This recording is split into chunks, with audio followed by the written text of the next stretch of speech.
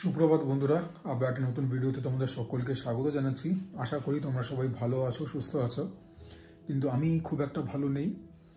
তার কারণটা তোমাদেরকে বলছি। তোমরা জানো যে আমি আমার ভিডিওর এন্ডে যাই করি না কেন, মূলত খাওয়া দাওয়াই করি, সবসময় তিলোত্তমার কথা বলে থাকি। কারণ এখনও তো আমরা জানতে পারলাম না যে অ্যাকচুয়ালি ওনার সঙ্গে হয়েছিল কি, উনি কেন নিজের প্রাণটা হারালেন এবং এত নির্মমভাবে প্রাণটা হারালেন। আমি বলে থাকি এবং তোমাদের মধ্যে কেউ কেউ ব্যাপারটা অ্যাপ্রিসিয়েটও করেছো যে আমি ব্যাপারটাকে এখনও পর্যন্ত কন্টিনিউ করছি। এবং মানে তোমাদের কাছ থেকে অ্যাপ্রিসিয়েশন পাওয়ার জন্য নয়, নিজের জন্যই বলছি। কারণ আমি বারবার এই কথাটাও বলেছি যে এই যে ইনজাস্টিস হচ্ছে, যে লোককে স্বাধীনভাবে থাকতে না দেওয়া বা নিজের জোরটা অন্যের ওপরে চাপিয়ে দেওয়া, এই জিনিসগুলো যদি বন্ধ না হয় তাহলে আমরা প্রকৃতভাবে স্বাধীন হইনি। আগেও কিন্তু এই কথাটা বলেছি। তাহলে এখন আমার নতুন করে মন খারাপ কেন? আচ্ছা, বাই দ্য ওয়ে বলে রাখছি যে এই ভিডিওটা কিন্তু এই ভিডিওটার মধ্যে কিন্তু খাওয়া দাওয়া থাকবে। কেননা নইলে পরে তো তোমরা আমার ভিডিও এমনিতেই দেখো না, খাওয়া দাওয়ার হলে পরে তাও ঠিক আছে। তো যে কথাটা বলতে চাইছি, আমি চাইছি যে মানে অনেক বেশি মাত্রায় লোক এই ব্যাপারটা বা এই ভিডিওটাকে দেখুক। সেটা প্রত্যেক ভিডিওতেই চাই, বাট এই চাওয়াটার পেছনে অন্য কারণ আছে। সেটা হচ্ছে যে তোমরা নিশ্চয়ই এতদিনে জেনেছো, বা যদি না জানো তাহলে জেনে রাখো, ইউটিউবে সার্চ করবে বা গুগলে সার্চ করবে। আমাদের একজন ভাই বা বন্ধু যাই বলো, উনি একজন আইটি ডিপার্টমেন্টে চাকরিরত মানুষ ছিলেন, যার নাম ছিল আতুল সুভাষ মোদি। ব্যাঙ্গালোরে চাকরি করছিলেন উনি। এই সোমবার, তারিখটা তোমাদেরকে দেখে বলছি দাঁড়াও, most probably 9 December, don't quote me on that, উনি সুইসাইড করলেন। এবং তার 1-2 দিন পরে বোধহয় ওনার একটি ভিডিও সোশ্যাল মিডিয়াতে ভাইরাল হলো। ইউটিউবে আমি দেখেছি একটি 80 মিনিটের ভিডিও, এবং তার সঙ্গে 24 পাতার ওনার একটা লেটার, যেটা কিনা এখন সোশ্যাল মিডিয়ায় খুব ভাইরাল হয়েছে, সেটা আমাদের সামনে এলো। উনি 9th ডিসেম্বর বোধহয়, আমি আবারও বলছি, সুইসাইড করেছেন। এবং কেন করেছেন সেটা পুরো 80 মিনিটের ভিডিওটার মধ্যে রয়েছে, লেটারটার মধ্যে রয়েছে। এটা হচ্ছে একটা পুরুষ মানুষকে কিভাবে একজন মহিলা হেনস্থা করে সেটার পুরো বিবরণ ছিল। ওনার 2019 সালে বিবাহ হয়েছিল, ওনাদের একটা সন্তানও ছিল। মোস্ট প্রবাবলি সন্তানের যখন 1 না 1.5 বছর বয়স, তখন ওনাদের সেপারেশন হয়। অ্যাজ ইন ডিভোর্স তো হয়নি, ওনার স্ত্রী ছেড়ে ওনাকে চলে যান নিজের বাবা মায়ের কাছে। এবং তারপর থেকে ওনার কাছ থেকে অ্যালিমনি হিসাবে কত টাকা করে চান বা না চান, সমস্ত রকম বিবৃতি রয়েছে সেখানে। মোস্ট প্রবাবলি বাচ্চাটার জন্য বোধহয় 40,000 করে প্রত্যেক মাসে চাইছেন, জনপুরের মতো জায়গায়, যেখানে কিনা মেয়েটির বাপের বাড়ি। আর বোধহয় নিজের জন্য বা কেস ফেস লড়ার জন্য বোধহয় 80,000 টাকা চাইছেন। আমাদের ল বা আমাদের সিস্টেমই সেই ব্যাপারটাকে অ্যালাউ করেছে। মুশকিলটা হচ্ছে যে এই লগুলো আনা হয়েছিল যারা সত্যিকারের নিরপরাধ মহিলা, যাদের ওপরে পুরুষরা অত্যাচার করে থাকে, তাদেরকে সেফগার্ড করবার জন্য। কিন্তু এখন দেখো যে এই লটাকে কেমনিভাবে কিছু অত্যন্ত, মানে কি বলবো, দুষ্টু বলবো, শয়তান বলবো, পাজি বলবো, ইভিল মাইন্ডেড বলবো, ইভিল সোল বলবো, কি বলবো জানি না, এরকম মহিলারা কিভাবে মিসইউজ করছেন। যে এরকম একটা প্রতিভাবান মানুষ, এরকম একটা, মানে ওনার ভিডিওটা আমি দেখছিলাম যে মানে মানুষ কোন লেভেলে পৌঁছে যায় মেন্টালি, যে অত ঠান্ডা মাথায় যেদিনকে উনি কিছুক্ষণ বাদেই সুইসাইড করবেন ওরকম একটা ভিডিও বানালেন। সেখানে উনি নিজের ছোট্ট সন্তানকেও, মানে কি বলবো, মানে নিজের ছোট্ট সন্তানকেও বলছেন যে তুমিও দায়ী। মানে দায়ী তো দেখো, মানে ওরমভাবে কখনোই কোনো ছোট্ট ছেলেকে কেউ বলে না, কিন্তু বলছেন যে মানে ওকে দেখিয়ে, মানে ছেলেটাকে অ্যাজ আ পন ইউজ করে 40,000 টাকা করে প্রত্যেক মাসে চাইছে। বলছে যে ও যদি বড় হয়ে যায় তখন কত করে চাইবে পার মান্থ। বলছে যে মানে এই বার্ডেনটা নিতে পারা যাচ্ছে না। জনপুরের কোর্টে উনি বোধহয় 40 বার না 80 বার হিয়ারিং এর জন্য গেছেন। এবং দেয়ার ওয়াজ অ্যান ইনস্ট্যান্স যখন কিনা কোর্টের মধ্যে দাঁড়িয়ে ওনাকে ওনার স্ত্রী বোধহয় নিকিতা মালহোত্রা বলেছেন যে why don't you commit suicide, ভাবতে পারো। এবং সে কথাটা শুনে একজন জাজ ছিলেন, সেই জাজও মহিলা ছিলেন, জাস্টিস কৌশিক বলে নাম ছিল, উনি নাকি হেসে উঠেছিলেন। তারপরে মৃদু ভর্ৎসনা করে ওনার স্ত্রীকে, মানে নামকে বাঁচতে আর কি, বলেছেন যে যান, বাইরে যান, কোর্টরুমের বাইরে। এবং তারপরে নাকি আতুলকে নাকি বলেছিলেন যে এরকম কেসগুলো ভুয়ো হয় আমরা জানি, কিন্তু তোমার এখানে করবার কিচ্ছু নেই, কিন্তু তুমি যদি আমাকে 5 লাখ টাকা দাও এবং ওই মানে নিকিতা মালহোত্রাকে, তোমার স্ত্রীকে যদি 1 কোটি টাকা দাও, তাহলে পরে আমি কোর্টের মধ্যে সেটেলমেন্ট করিয়ে দেবো। ও তখন বলেছে যে আমার এত টাকাও নেই যে আমি দিতে পারবো। ওনাকে তখন বলেছে না, তুমি তো মাস গেলে এত টাকার, তুমি তো বছর গেলে এত টাকার চাকরি করো, হ্যান করো, ত্যান করো। ছেলেটার মা বাবার কান্নার যে ইউটিউবে ভিডিওগুলো আসছে, সেগুলো দেখে পড়ে মানে আমার যে কি হচ্ছে আমি বলে বোঝাতে পারবো না। এরকমই ফিলিং আমার হয়েছিল আফটার তিলোত্তমাস কেস। প্রথম তো আমরা ভেবেছিলাম যে রেপ অ্যান্ড মার্ডার, এখন আমরা জানি যে এর পেছনে অনেক ব্যাপার স্যাপার আছে। যাই হোক, কোর্টের মধ্যে যারা রয়েছেন তারা বিচার করবেন যে অ্যাকচুয়ালি কেন হয়েছিল, কি হয়েছিল। কিন্তু আমরাও তো কিছু বুঝতে পারি আউট অফ কমন সেন্স। প্রথম তো ভেবেছিলাম রেপ অ্যান্ড মার্ডার, তাই না, যে সঞ্জয় বলে একটি ব্যক্তি এরকম কাজ করেছিল। তখন আমার যে মানসিক অবস্থা ছিল, আমার মানসিক অবস্থা আজকেও সেরকম। এই মেয়েটির সঙ্গে কি হবে, নিকিতা মালহোত্রার সঙ্গে কি হওয়া উচিত, এবং নিকিতা মালহোত্রার ফ্যামিলির সঙ্গে, ওনার ফ্যামিলিও জড়িত। শুধু তো অতুল কৌশিককে টর্চার করছিল তা না, অতুল কৌশিকের পুরো ফ্যামিলিকে টর্চার করছিল। অতুল কৌশিকের ফ্যামিলিতে মোস্ট প্রবাবলি 4 জন ছিলেন ওনারা, উনি, ওনার ছোট ভাই, ওনার মা এবং বাবা। মানে এগুলো হওয়া কি কোনোদিনও বন্ধ হবে? আমার মনে হয় না যে লোকের ভেতর থেকে যে একটা কি বলবো মানে বদমাইশি ব্যাপার আছে, বা একটা শয়তানি রয়েছে, বা একটা ইনেট দুষ্টুমি বলবো না, দুষ্টুমি is a very cute word, মানে এই যে একটা ইভিল মাইন্ডেড ব্যাপার রয়েছে লোকেদের মধ্যে, লোক কেন বলছি, মানে মানুষের মধ্যে, লোক বা মহিলা নির্বিশেষে, সেটা কোনোদিন যাবে না। এই ব্যাপারটাকে যদি রেকটিফাই করতে হয়, আমি আবারও বলেছিলাম তিলোত্তমার ব্যাপারে, এখনো বলছি, আমাদের সোসাইটাল রিফর্ম দরকার, মানে মেজরলি সোসাইটাল রিফর্ম দরকার। আমাদের লজের মধ্যে যে আইনগুলো রয়েছে তার মধ্যে রিফর্ম দরকার। তিলোত্তমার ক্ষেত্রে আমি বলেছিলাম, কারণ তখন জানতাম যে রেপ অ্যান্ড মার্ডার কেস, যে আমাদের সেক্সুয়াল এডুকেশন দরকার, আমাদের না এরকম ম্যাসিভ মানে ওয়েতে কিছু রিফর্মস দরকার। নইলে পরে আমরা ছেলেটা যাবো কোথায়?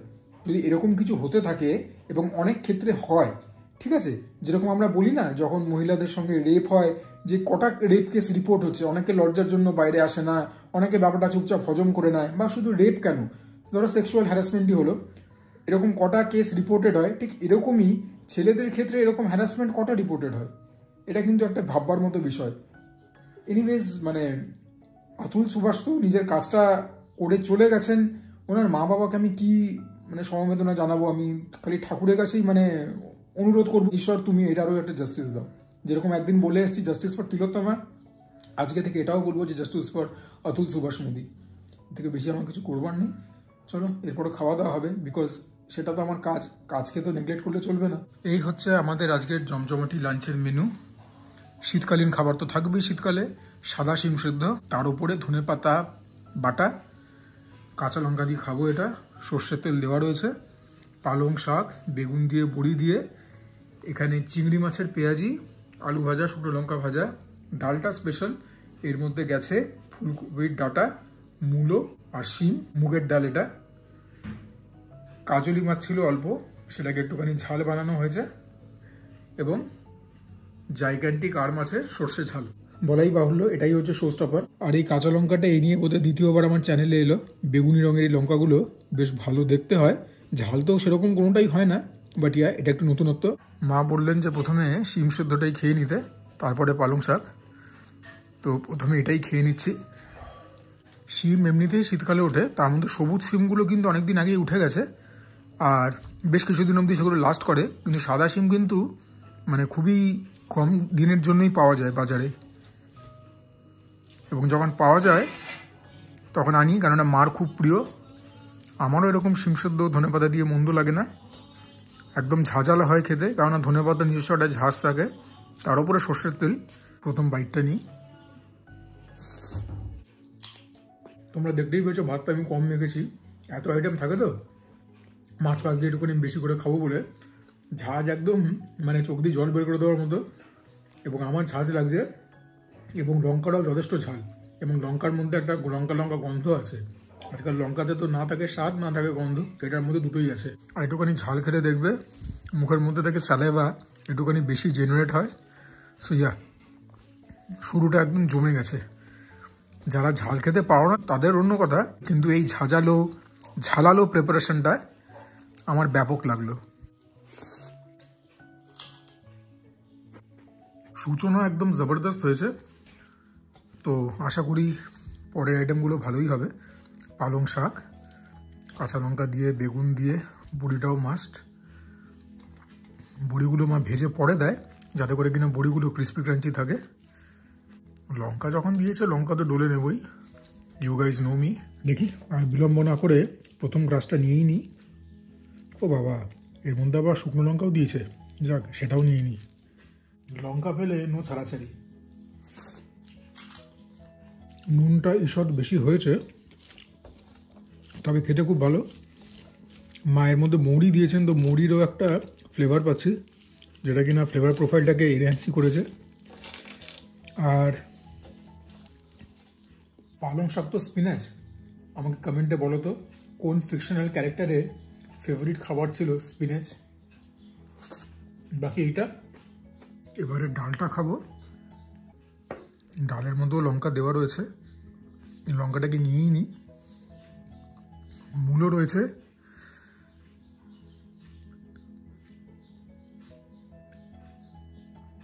কপির ডাঁটা, শিম রয়েছে, আর অল্প একটু ডাল নিয়ে নিই।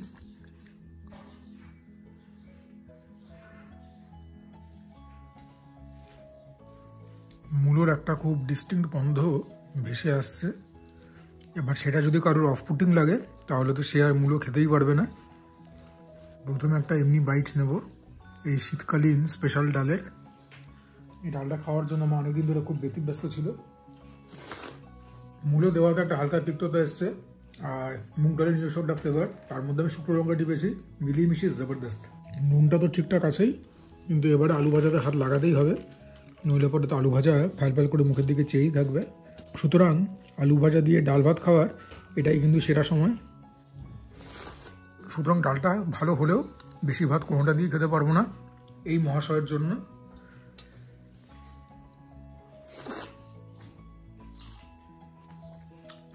চিংড়ি মাছের পেঁয়াজি তোমাদেরকে আবার না খেয়ে দেখালেই নয়, নইলে আর ক্রিসপি ক্রাঞ্চি থাকবে না। এই যে চিংড়ি মাছ রয়েছে ছোলার ডাল দিয়ে করা,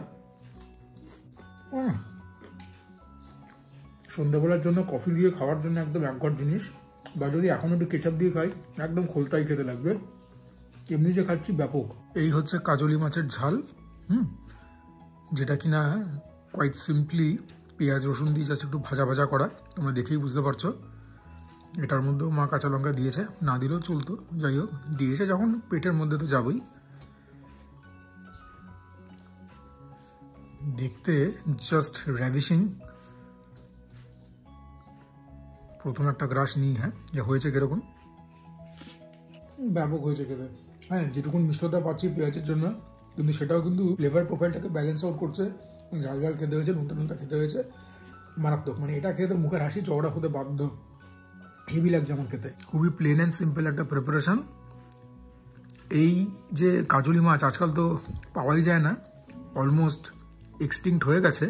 তবে মা এইটার ঝোল ইন জেনারেল বেগুন বড়ি ফড়ি দিয়ে করে থাকেন, কালো জিরে ফালো জিরে দিয়ে। তবে আজকে এরকমভাবে করলেন, একদম ফাটিয়ে হয়েছে খেতে। মানে এটা খাওয়ার পর তো ওই প্রিপারেশনটাও তো খেতে আর ইচ্ছেই করবে না। আর আমি এমনিতে একটুখানি পেঁয়াজ রসুনের ভক্ত। এত ভালো হয়েছে প্রিপারেশনটা, যা একটু ভাত না নিয়ে পারলাম না, নইলে পরে প্রিপারেশনটাকে ঠকানো হতো। ভালো খাবার দাবারকে যদি অ্যাপ্রিসিয়েট না করতে পারি তাহলে আর কি ভালো খাবার দাবার হলো। এবং ভালো খাবার দাবারকে অ্যাপ্রিসিয়েট করা মানে সেটার কথা লোকদেরকে বলা এবং সেটাকে বেশি মাত্রায় খাওয়া। আমি তো তাই মনে করি। একটুখানি মাছও নিয়ে নিই।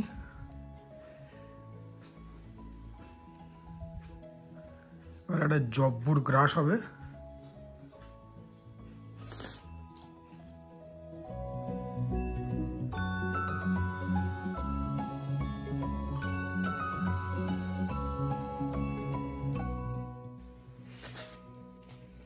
ফাইনালি যেটার জন্য আমি অন্তত অধীর আগ্রহে অপেক্ষা করেছিলাম, জাইগ্যান্টিক আড়ের রিং পিস, ওহ লাভলি।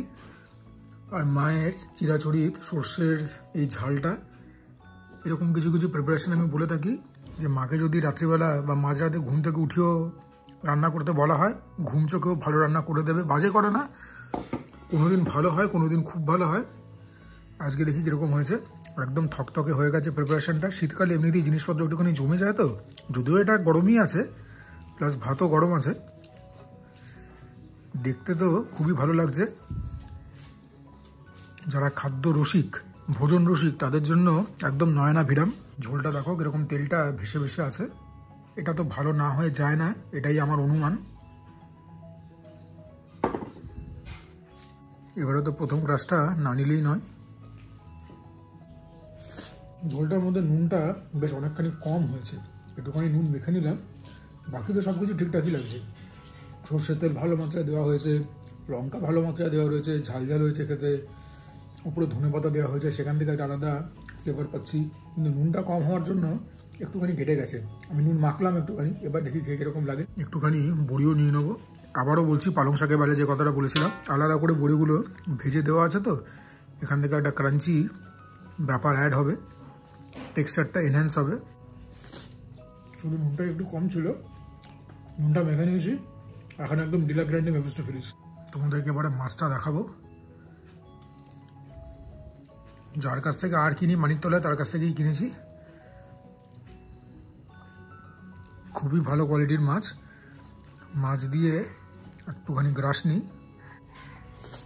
এটা যে কি আরামের অনুভূতি বলে বোঝাতে পারবো না। আর মাছ আমার এমনিতেই প্রিয়, আর মাছটাও ভালো। মা রেঁধেছেও বেড়ে, মাঠে বাইরে সক্কা। এবার একটা আলটিমেট বাইট হবে, যেখানে মাছ যাবে, যাবে বড়ি, সব সমেত একটা, যেরকম বললাম, আলটিমেট বাইট, সুজা ক্রনিকল স্টাইল। আরে না, ম্যাসিভ হিট।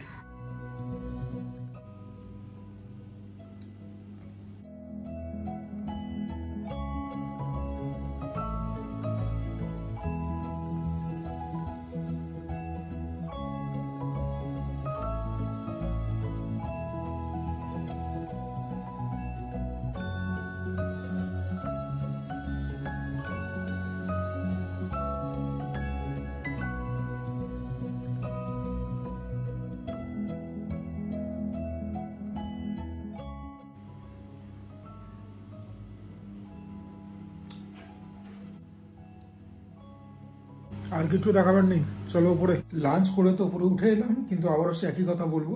আমি খুব কি বলবো, অবাক হয়ে গেছি, হয়রান হয়ে গেছি ব্যাপারটা ভেবে, ব্যাপারটা দেখে, যে আমাদের mainstream media as in পশ্চিমবঙ্গে যে চ্যানেলগুলো মানুষরা বেশি দেখে, বাংলা নিউজের চ্যানেল, তারা এই ব্যাপারটাকে এত অল্পখানো কভার করেছে।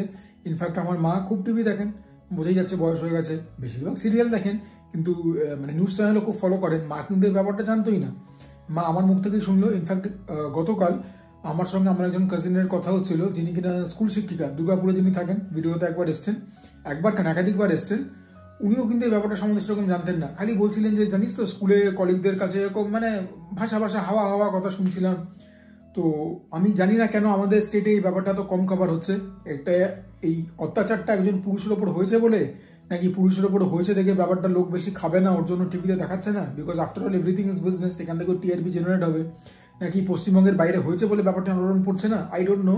কিন্তু এই ব্যাপারগুলোকে, এই ইস্যুগুলোকে যদি মিডিয়া হাউসরা কভার না করে, হাইলাইট না করে, তাহলে পরে আমরা কি করব? কিছু জিনিস তো সোসাইটির জন্য করা দরকার, নইলে আর কিসের জার্নালিস্ট, আর কিসের মিডিয়া হাউস, আর কিসের রিপোর্টার, আর কিসের কি। এনিওয়েজ, এরপরে আবার ডিনারের সময় দেখা হবে। ওফ, এরকম লাগছে বলো দেখে। এটা হচ্ছে আজকে সন্ধ্যাবেলার জমজমাটি লাঞ্চ। লুচি, বেগুন ভাজা, ভীমনগর থেকে গুড়ের রসগোল্লা, উইন্টার টাইমে মাই মোস্ট ফেভারিট। তোমরা খেয়ে তারপরে আমাকে বলবে। 25 টাকা করে দাম নেয়। নলেন গুড় আজকেই আনলাম শিয়ালদা থেকে। ফুলকপির roast, winter special, Atanu Rannaghar channel থেকে দেখে শিখে করেছে মা, আগেও একবার করা হয়েছে। এটা হচ্ছে মুরগির মশলা। কমেন্টে আমাকে লিখে জানিও তো যে ফ্রম দ্য আউটসাইড তোমাদের সব থেকে দেখে লোভনীয় কোনটা মনে হলো। প্রথমে গরমা গরম লুচি দিয়ে একটুখানি বেগুন ভাজাটা খাবো। লুচি বেগুন ভাজা একদম অমর জুটি। বাহ, বেগুনের টুকরোটাও খুব ভালো, অ্যাজ ইন বীজ কম। শীতকালে সন্ধ্যেতে লুচি বেগুন ভাজা গরমা গরম, very few things can beat this. আর যারা লুচি বেগুন ভাজা না খেয়েছো তারা কি করছো? ডায়েট ফায়েট পরে করবে, সেটাও খুব ইম্পর্ট্যান্ট, ইকুয়ালি ইম্পর্ট্যান্ট। ওয়ার্কআউট করাও খুব ইম্পর্ট্যান্ট, কিন্তু এই খাবারগুলো যদি এনজয় না করো, তাহলে জীবনে বেঁচে থেকে কি লাভ? জানি না ভাই অমৃত খেতে কিরকম হয়, তবে আমার কাছে তো এগুলোই অমৃত। স্বর্গ সুখ। আজকেই আনলাম নলেন গুড় শিয়ালদা থেকে। যদি কেউ জানতে ইচ্ছুক থাকো কোত্থেকে কিনেছি, এর ওপরে আমার একটা ভিডিও রয়েছে, আগের বছর না তার আগের বছর শ্যুট করেছিলাম। তোমরা তো দেখো না, আর কি বলবো। ভিসকসিটি কিন্তু ভালো ঠিক, আমি টেস্ট করে এনেছি। তখন তো খেয়ে চিনির প্রভাব কমই বলে মনে হয়েছে। আগের মতো ভালো জিনিস তো এখানে পাওয়া যায় না, হয়তো গ্রামের দিকে গেলে পাওয়া যাবে, বা মফস্বল শহরে গেলে। এখানে যা পাওয়া যাচ্ছে তার তুলনায় ভালো। নইলে গুড় রুটি, লুচি গুড়, এগুলো তো শীতকালে একদম মাস্ট। এগুলো খাবার মজাই আলাদা। একদম লিকুইড গোল্ড। এবারে আজকের হিরো আইটেম ফুলকপির রোস্ট। এটা বানাতে বেশ মেহনত যায় এবং মাও খুব পরিশ্রম করে ভালো করে যত্ন করে বানিয়েছে। খেয়ে বলি কীরকম। তেলটা ভেসে ভেসে উঠেছে, তবে গ্রেভির কনসিস্টেন্সিটা একটুখানি রানি হয়ে গেছে। দেখা যাক, the eventual taste will lie in the pudding. খেয়ে দেখা যাক কীরকম। রঙটা তোমরা দেখো এরকমই হয়।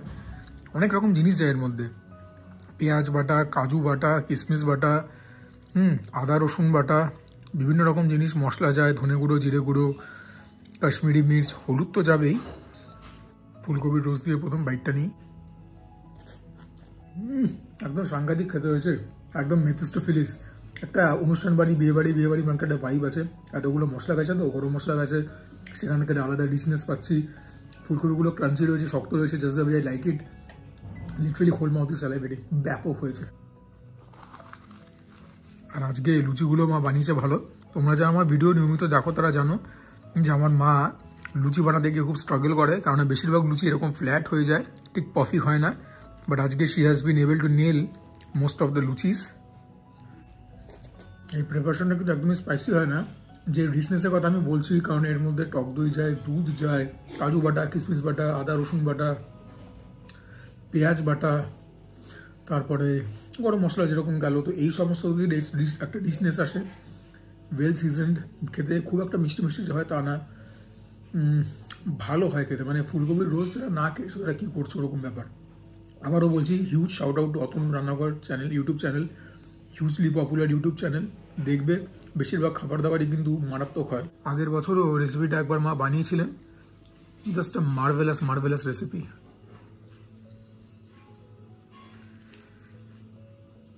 এই ফুলকপির রোস্ট তখন যে খেয়েছিলাম, তখন থেকে একদম পুরো প্রেমে পড়ে গেছিলাম।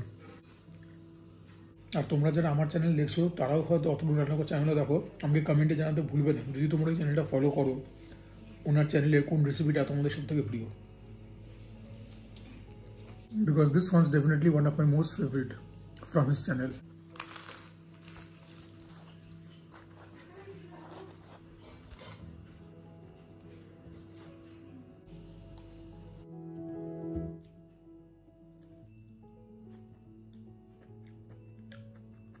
এবারে তো মুরগির মাংসে হাত লাগাতেই হবে। when there is a leg piece I am straight away going for it. তোমরা দেখতে পাচ্ছ প্রিপারেশনটা একদম থকথকে মশলাদার একটা প্রিপারেশন। তো লুচি মাংস খাওয়ার যে লোভ, সেটাকে আর আমাকে সামলে রাখতে হবে না, কারণ এটাই তো অন্তিম পদ আজকের ডিনারের। And what are dinner it has been so far. দেখি প্রথম বাইটটা নিয়েই ফেলি। ঈশ্বরকে ধন্যবাদ, ওই যে পেছনে গোপাল ঠাকুরের ছবি দেখতে পাচ্ছ, এত ভালো খাবার খেতে দিয়েছেন বলে। লেগ পিস তো খাবোই, কিন্তু তোমাদেরকে আরেকটা পিসও দেখিয়ে দেবো কীরকম। এটা বডি পিস। বডি পিস থেকে দেখালে পরে তোমরা বুঝবে যে অ্যাকচুয়ালি মুরগিটা কীরকম সেদ্ধ হয়েছে। বাহ, প্রপার সেদ্ধ হয়েছে, দেখে বুঝতেই পারছো। তো মাংস দিয়ে লুচির একটা জব্বর বাইট তো হতেই হবে, নইলে আর লুচি মাংস খাচ্ছি বলছি কেন। মাংসটা ফাটিয়ে হয়েছে, সল্টি খেতে, খুব একটা ঝাল না, অন্তত আমার প্যালেটের জন্য। মিষ্টতা তো একদমই নেই, মুরগিটা সুসিদ্ধ হয়েছে, আর কি দরকার। লুচির সঙ্গে একদম জমে ক্ষীর। আর যবে থেকে এই গরম মশলার মধ্যে স্টার অ্যানিসটা অ্যাডিশন হয়েছে আমার কথা অনুযায়ী, তবে থেকে খাবার দাবারের ফ্লেভার একদম জাস্ট নেক্সট লেভেল হয়ে গেছে। দুর্ধর্ষ হয়েছে খেতে, দুর্ধর্ষ।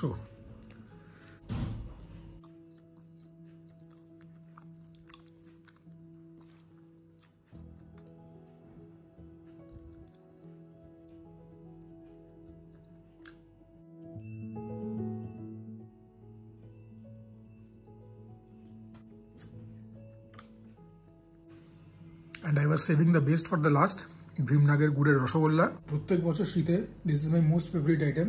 মানে I literally look forward to this day, যে যখন ভীমনাগ শীতকালে নিজেদের গুড়ের রসগোল্লাটা বানানো চালু করবে।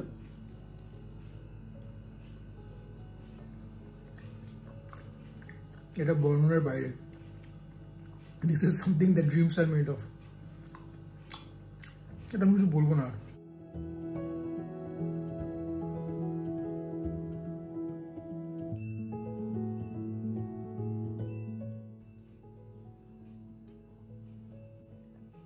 চলো এই ভিডিওটাকে তাহলে এখানে ইতি টানছি। আশা করি এই লাঞ্চ আর এই ডিনার পৃথক পৃথক তোমরা দেখে মজা পেলে। তো যদি ভালো লেগে থাকে, কিছুটা এন্টারটেনড হয়ে থাকো, please do like the video. চ্যানেলটাকে নির্দ্বিধায় সাবস্ক্রাইব করবে। তোমাদের সাবস্ক্রিপশন ছাড়া কিচ্ছু হতে পারে না কোনোদিন কোনো ক্রিয়েটারে।